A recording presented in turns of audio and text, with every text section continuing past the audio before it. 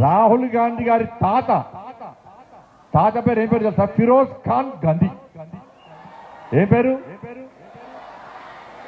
కొంచెం పెద్దగా ఉందా పేరు? ఫిరోజ్ ఖాన్ గాంధీ అనే పేరు. ఆయన ఎవరు? ఒక ముస్లిం. ఇవాళ కాంగ్రెస్ పార్టీ వాళ్ళు ఏమంటారంటే రాహుల్ గాంధీ పక్కా బ్రాహ్మణ్ అంటున్నారు. ఎట్లా బ్రాహ్మణ్ అవుతాడు? రాహుల్ గాంధీ తల్లేమో క్రైస్తవురాలు. ఎవరు? ఏం పేరు? ఏం పేరు? సోనియా గాంధీ. రాహుల్ గాంధీ తండ్రి రాజీవ్ గాంధీ. రాజీవ్ గాంధీ తండ్రి ఎవరు? ఫిరోజ్ ఖాన్ గాంధీ. ఫిరోజ్ ఖాన్ గాంధీ ముస్లిం అయితే రాజీవ్ గాంధీ ముస్లిమే.